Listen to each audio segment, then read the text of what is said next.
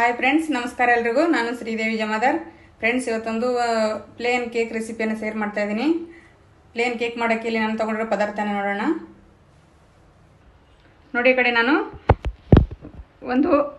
ಒಂದೂವರೆ ಬೌಲಷ್ಟು ಮೈದಾನ ತೊಗೊಂಡಿದ್ದೀನಿ. ಈ ಕಡೆ 4 ಮೊಟ್ಟೆನ ತೊಗೊಂಡಿದ್ದೀನಿ. 4 ಇಲ್ಲ ಅಂದರೆ 2 ಕೂಡ ತೊಗೊಳ್ಬೋದು, ಇಲ್ಲಾಂದರೆ 3 ಹಾಕೊಳ್ಬೋದು. ಸ್ವಲ್ಪ 4 ಮೊಟ್ಟೆ ಹಾಕಿದರೆ ಹಾಲು ಹಾಕೋ ಅವಶ್ಯಕತೆ ಇಲ್ಲ. ಅದಕ್ಕೋಸ್ಕರ ನಾನು 4 ಮೊಟ್ಟೆನ ತೊಗೊಂಡಿದ್ದೀನಿ. ಬೇಕಾದರೆ ನೀವು 2 ಮೊಟ್ಟೆನ ಹಾಕೊಂಡ್ಬಿಟ್ಟು ಹಾಲು ಹಾಕೊಂಡ್ರೆ ಬರುತ್ತೆ. ಎಣ್ಣೆಯನ್ನು ತೊಗೊಂಡಿದ್ದೀನಿ, ಒಂದು 4 ಟೇಬಲ್ ಸ್ಪೂನು. ಸಕ್ಕರೆ ತೊಗೊಂಡಿದ್ದೀನಿ, 160 ml. 1 ಟೀ ಸ್ಪೂನಷ್ಟು ಬೇಕಿಂಗ್ ಪೌಡ್ರ್ ತೊಗೊಂಡಿದ್ದೀನಿ. ಅರ್ಧ ಟೀ ಸ್ಪೂನಷ್ಟು ಬೇಕಿಂಗ್ ಸೋಡಾ ತೊಗೊಂಡಿದ್ದೀನಿ. 1 ಚಿಟಿಕೆಯಷ್ಟು ಉಪ್ಪು ತೊಗೊಂಡಿದ್ದೀನಿ. ಮೊಸರನ್ನ ತೊಗೊಂಡಿದ್ದೀನಿ, ಒಂದು 120 ml ಮೊಸರಿದೆ. ಇವಾಗ ನೋಡೋಣ ಫಸ್ಟಿಗೆ ಏನು ನೋಡಿ. ಈ ಕಡೆ ಇವಾಗ ನಾವು ಫಸ್ಟಿಗೆ ಸಕ್ಕರೆಯನ್ನು ಪುಡಿ ಮಾಡ್ಕೊಳ್ಳೋಣ. ಹಾಗೆ ಕೂಡ ಈ ಕಡೆ ಒಂದು ಜಾರಿಗೆ ನಾನು ಸಕ್ಕರೆನ ಹಾಕೊಂಡ್ಬಿಟ್ಟು ಪುಡಿಯನ್ನು ಮಾಡ್ಕೊಳ್ತಾ ಇದ್ದೀನಿ. ಹಾಗೆ ಕೂಡ ಹಾಕೊಳ್ಬೋದು, ಆದರೆ ಪುಡಿ ಮಾಡ್ಕೊಂಡ್ರೆ ಚೆನ್ನಾಗಾಗುತ್ತೆ ಕೇಕು. ನೋಡಿ, ಈ ಕಡೆ ಸಕ್ಕರೆನ ಈ ಥರ ನಾನು ಪುಡಿ ಮಾಡ್ಕೊಂಡು ತೊಗೊಂಡಿದ್ದೀನಿ. ಇವಾಗ ನಾವು ಮೊಟ್ಟೆನ 4 ಮೊಟ್ಟೆನ ತೊಗೊಂಡಿದ್ದೀನಿ. ನಾನು ಇದನ್ನು ಹೊಡ್ಕೊಂಡ್ಬಿಟ್ಟು ಸ್ವಲ್ಪ ಸಪ್ರೇಟ್ ಮಾಡ್ಕೊಳ್ಳೋಣ ಇದನ್ನು. ಈ ಕಡೆ ನಾನು ಕೇಕ್ ರೆಡಿ ಮಾಡೋವರೆಗೆ ಈ ಕಡೆ ಒಂದು ಪಾತ್ರೆನ ಇಟ್ಟಿದ್ದೀನಿ. ಸ್ವಲ್ಪ ಬಿಸಿ ಆಗಬೇಕು, ಇದು ಚೆನ್ನಾಗಿ ಹೀಟ್ ಆಗಬೇಕು. ಅದಕ್ಕೋಸ್ಕರ ಒಳಗಡೆ ಒಂದು ಪ್ಲೇಟನ್ನು ಇಟ್ಟಿದ್ದೀನಿ ನಾನು. ಇವಾಗ ನಾವು ಕೇಕ್ ರೆಡಿ ಮಾಡೋವರೆಗೂ, ಬ್ಯಾಟರ್ ರೆಡಿ ಆಗೋವರೆಗೂ ಇದನ್ನು ಸ್ವಲ್ಪ ಚೆನ್ನಾಗಿ ಹೀಟ್ ಆಗುತ್ತೆ. ಅದಕ್ಕೋಸ್ಕರ ಆ ಕಡೆ ಇಟ್ಕೊಂಡಿದ್ದೀನಿ. ಈ ಕಡೆ ಒಂದು ಕೇಕ್ ಟಿನ್ ಇಲ್ಲ ನನ್ನ ಹತ್ರ, ಅದಕ್ಕೋಸ್ಕರ ಒಂದು ಸ್ಟೀಲ್ ಡಬ್ಬನ ತೊಗೊಂಡಿದ್ದೀನಿ ನಾನು. ಈ ಥರ ಸ್ವಲ್ಪ ಕೆಳಗಡೆ ಎಣ್ಣೆನ ಹಚ್ಚಿದ್ದೀನಿ, ಮೇಲ್ಗಡೆ ಒಂದು ಪ್ಲೇನ್ ಪೇಪರನ್ನು ಹಾಕಿದ್ದೀನಿ. ಇಲ್ಲಾಂದರೆ ಬಟರ್ ಪೇಪರ್ ಇದ್ದರೆ ಹಾಕ್ಕೊಳ್ಬೋದು, ಇಲ್ಲಾಂದರೆ ಸ್ವಲ್ಪ ಎಣ್ಣೆನ ಹಚ್ಚಿಬಿಟ್ಟು ಈ ಥರ ಪೇಪರ್ ಹಾಕಿದರೆ ತುಂಬ ಚೆನ್ನಾಗಿ ಬರುತ್ತೆ ಕೇಕು. ಇವಾಗ ಇದನ್ನು ರೆಡಿಯಾಗಿದೆ. ಇವಾಗ ನಾವು ಕೇಕ್ ಮಾಡೋದನ್ನು ನೋಡೋಣ. ನೋಡಿ, ಇವಾಗ ಮೊಟ್ಟೆನ ಹೊಡ್ಕೊಂಡ್ಬಿಟ್ಟು ನಾನು ಒಂದು ಬೌಲಿಗೆ ಹಾಕ್ಕೊಂಡಿದ್ದೀನಿ. ಅದಕ್ಕೇನು ಇವಾಗ ನಾನು ಸ್ವಲ್ಪ ಪೈನಾಪಲ್ ಲಿಸನ್ಸನ್ನು ಹಾಕ್ತಾಯಿದ್ದೀನಿ, ಫ್ಲೇವರ್ ಸಲುವಾಗಿ. ಟೇಸ್ಟ್ ಚೆನ್ನಾಗಿ ಬರುತ್ತೆ ಇದು.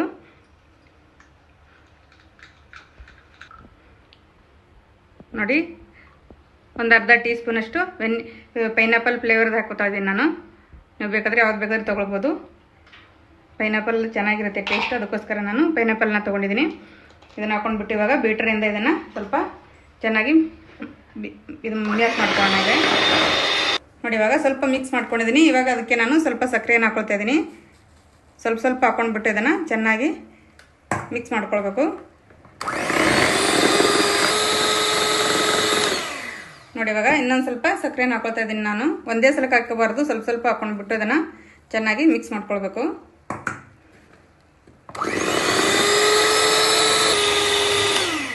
ನೋಡಿ, ಇವಾಗ ಇದು ಆಗಿದೆ, ನೋಡ್ಬೋದು ಎಷ್ಟು ಚೆನ್ನಾಗಿದೆ ಇದು. ಇವಾಗ ನಾವು ಸ್ವಲ್ಪ ಮೊಸರು ಮತ್ತು ಎಣ್ಣೆಯನ್ನು ಸ್ವಲ್ಪ ಮಿಕ್ಸ್ ಮಾಡ್ಕೊಂಡ್ಬಿಟ್ಟು ಹಾಕ್ಕೊಳ್ಳೋಣ. ಇವಾಗ ನೋಡಿ, ಈ ಕಡೆ ಒಂದು ಚಿಕ್ಕ ಬೌಲನ್ನು ತೊಗೊಂಡಿದ್ದೀನಿ. ಅದಕ್ಕೆ ನಾನು ಎಣ್ಣೆನ ಹಾಕೋತಾ ಇದ್ದೀನಿ.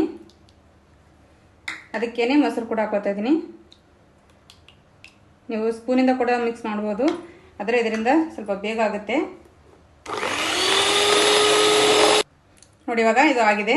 ಇದನ್ನು ಇವಾಗ ನಾವು ಅದಕ್ಕೆ ಮಿಕ್ಸ್ ಮಾಡಿರುವ ಮೊಟ್ಟೆಗೆ ಇದನ್ನು ಹಾಕೊಳ್ಳೋಣ. ಇವಾಗ ನೋಡಿ, ಇವಾಗ ಮೊಸರು ಮತ್ತು ನಾವು ಎಣ್ಣೆನ ಮಿಕ್ಸ್ ಮಾಡ್ಕೊಂಡಿದ್ರಲ್ಲ, ಅದು ಕೂಡ ಹಾಕೋತಾ ಇದ್ದೀನಿ. ಅದಕ್ಕೆ ಹಾಕ್ಕೊಂಡ್ಬಿಟ್ಟು ಸ್ವಲ್ಪ ಹಿಟ್ಟನ್ನು ಹಾಕ್ಕೊಂಡ್ಬಿಟ್ಟು ಇದನ್ನು ಮಿಕ್ಸ್ ಮಾಡ್ಕೊಂಡು, ನೀವು ಸ್ಪೂನಿಂದ ಕೂಡ ಮಿಕ್ಸ್ ಮಾಡ್ಬೋದು, ಆದರೆ ನಾನು ಬೀಟರಿಂದನೇ ಮಿಕ್ಸ್ ಮಾಡ್ತಾಯಿದ್ದೀನಿ.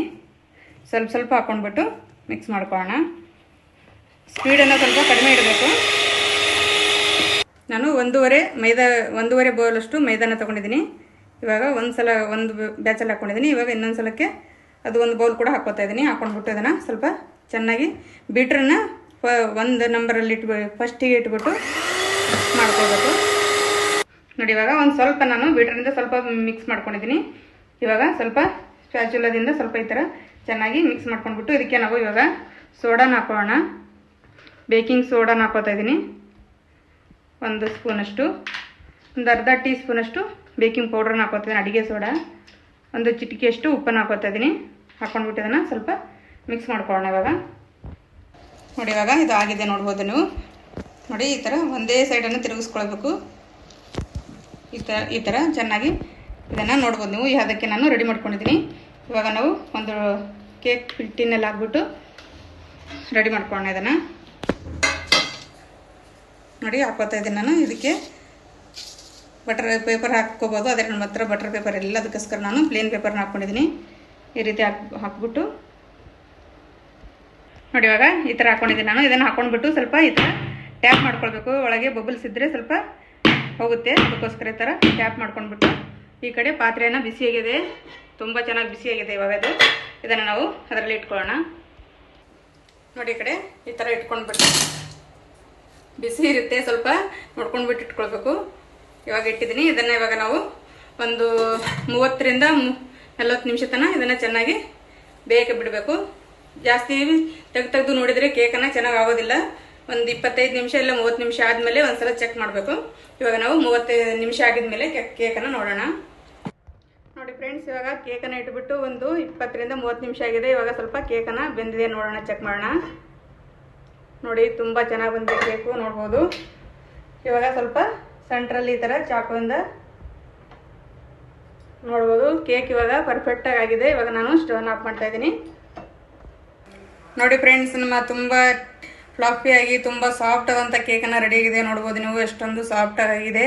ಇದನ್ನು ಸ್ವಲ್ಪ ತಣ್ಣಗಾಗಬೇಕು. ಇವಾಗ ಇದನ್ನು ನಾನು ನಿಮಗೆ ಸ್ವಲ್ಪ ತೆಗೆದು ತೋರಿಸ್ತಾ ಇದ್ದೀನಿ. ನೋಡಿ ಫ್ರೆಂಡ್ಸ್, ಇವಾಗ ಸ್ವಲ್ಪ ತಣ್ಣಗಾಗಿದೆ. ಇದನ್ನು ಇವಾಗ ನಾನು ಸ್ವಲ್ಪ ಸೈಡಿಂದ ಈ ಥರ ತಗೊಳ್ತಾ ಇದ್ದೀನಿ, ಸ್ವಲ್ಪ ಚೆನ್ನಾಗಿ ಬರುತ್ತೆ ಅಂತ. ಇದನ್ನು ನೋಡ್ಬೋದು ನಮ್ಮ ಕೇಕನ್ನು ಎಷ್ಟು ಚೆನ್ನಾಗಿ ಬಂದಿದೆ. ಒಂದು ಬೇಕರಿ ಥರ ಕೇಕನ್ನು ತುಂಬ ಚೆನ್ನಾಗಿ ಬಂದಿದೆ, ತುಂಬ ಸಾಫ್ಟ್ ಆಗೂ ಇದೆ. ನೋಡ್ಬೋದು ನೀವು. ಬಟರ್ ಪೇಪರ್ ಇಲ್ಲದೆ ಇದ್ದರೂ ಕೂಡ ಈ ಥರ ನಾವು ಪೇಪರ್ನ ಹಾಕ್ಬಿಟ್ಟು ಚೆನ್ನಾಗಿ ಮಾಡ್ಕೊಳ್ಬೋದು. ನೋಡಿ, ಒಂದು ಪ್ಲೇನ್ ಕೇಕ್ ನಾವು ಬೇಕರಿಯಿಂದ ತರ್ತೀವಲ್ಲ ಅದೇ ರೀತಿಯಾಗಿದೆ. ನೋಡ್ಬೋದು ನೀವು. ನೋಡಿ ಎಷ್ಟೊಂದು ಚೆನ್ನಾಗಿದೆ, ತುಂಬ ಪರ್ಫೆಕ್ಟ್ ಆಗಿದೆ. ನೋಡ್ಬೋದು ನೀವು, ಸಾಫ್ಟ್ ಆಗಿದೆ, ತುಂಬ ಸ್ಪಾಂಜಿಯಾಗಿದೆ. ನೋಡ್ಬೋದು ನೋಡಿ ಫ್ರೆಂಡ್ಸ್, ಎಷ್ಟೊಂದು ಸಾಫ್ಟ್ ಆಗಿದೆ. ನೋಡ್ಬೋದು, ತುಂಬ ಸ್ಪಾಂಜಿ ಆಗಿದೆ. ನಾವು ದುಡ್ಡೆಲ್ಲ ಕೊಟ್ಟು ಹೊರಗಡೆಯಿಂದ ಪ್ಲೇನ್ ಕೇಕನ್ನು ತರ್ತೀವಿ ಅದೇ ರೀತಿಯಾಗಿದೆ. ನೋಡ್ಬೋದು ನೀವು, ತುಂಬ ಚೆನ್ನಾಗಿ ಬಂದಿದೆ, ಪರ್ಫೆಕ್ಟಾಗಿ ಬಂದಿದೆ. ನಾನು ಮಾಡಿರುವ ಮೆಜರ್ಮೆಂಟಲ್ಲಿ ನೀವು ಒಂದ್ಸಲ ಟ್ರೈ ಮಾಡಿ, ತುಂಬ ಚೆನ್ನಾಗಿ ಬರುತ್ತೆ. ನೋಡ್ಬೋದು. ಇವಾಗ ಇದನ್ನು ನಾನು ಕಟ್ ಕೂಡ ಮಾಡಿ ತೋರಿಸ್ತೀನಿ. ನೋಡಿ, ಇವಾಗ ನಾನು ಕಟ್ ಕೂಡ ಮಾಡಿ ತೋರಿಸ್ತಾ ಇದ್ದೀನಿ. ಎಷ್ಟೊಂದು ಸಾಫ್ಟಾಗಿ ಬಂದಿದೆ. ನೋಡ್ಬೋದು ನೀವು. ನೋಡಿ, ತುಂಬ ಚೆನ್ನಾಗಿ ಬಂದಿದೆ ಕೇಕು. ನೋಡಿ, ಒಂದು ಪರ್ಫೆಕ್ಟಾಗಿ ಒಂದು ಬೇಕರಿಯಲ್ಲಿ ತರೋ ಥರನೇ ಕಲರ್ ಕೂಡ ತುಂಬ ಚೆನ್ನಾಗಿ ಬಂದಿದೆ. ಬೇಕಂದರೆ ಅದಕ್ಕೆ ಕಲರ್ ಕೂಡ ಹಾಕೊಳ್ಬೋದು, ಪೈನಾಪಲ್ ಕಲರು. ಅದೇ ನಾನು ಪ್ಲೇನ್ ಕೇಕ್ ಅಂತ ಮಾಡಿದ್ದೀನಿ, ಅದಕ್ಕೋಸ್ಕರ ಕಲರ್ನ ಹಾಕಿಲ್ಲ. ಫ್ಲೇವರ್ ಇಷ್ಟ ಹಾಕಿದ್ದೀನಿ. ಫ್ಲೇವರ್ ಹಾಕಿದ್ರೂ ತುಂಬ ಟೇಸ್ಟಿಯಾಗಿ ಬರುತ್ತೆ.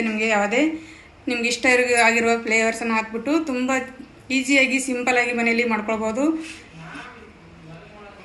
ನೋಡಿದ್ರಲ್ಲ ನಮ್ಮ ಕೇಕನ್ನು ಯಾವ ರೀತಿ ಮಾಡಿದ್ದೀವಿ ಅಂತ. ಈ ಥರ ಮನೆಯಲ್ಲಿ ಮಾಡ್ಕೊಂಡು ತಿನ್ನೋದ್ರಿಂದ ತುಂಬ ಖುಷಿಯಾಗಿರುತ್ತೆ. ನಾವು ಮಾಡಿದೀವಿ ಅಂತ ಖುಷಿಯೂ ಇರುತ್ತೆ. ಮಕ್ಕಳು ತುಂಬ ಇಷ್ಟಪಟ್ಟು ತಿಂತಾರೆ ಎಲ್ಲರೂ. ಹಾಗಾದರೆ ನೀವು ಮನೆಯಲ್ಲಿ ಒಂದ್ಸಲ ಟ್ರೈ ಮಾಡಿ, ಹೇಗೆ ಬಂತಂತ ನನಗೆ ಕಮೆಂಟಲ್ಲಿ ತಿಳಿಸಿ. ಹಾಗಾದರೆ ಸಿಗೋಣ ಮತ್ತೊಂದು ರೆಸಿಪಿಯೊಂದಿಗೆ. ಅಲ್ಲಿವರೆಗೂ ಎಲ್ರಿಗೂ ನಮಸ್ಕಾರ.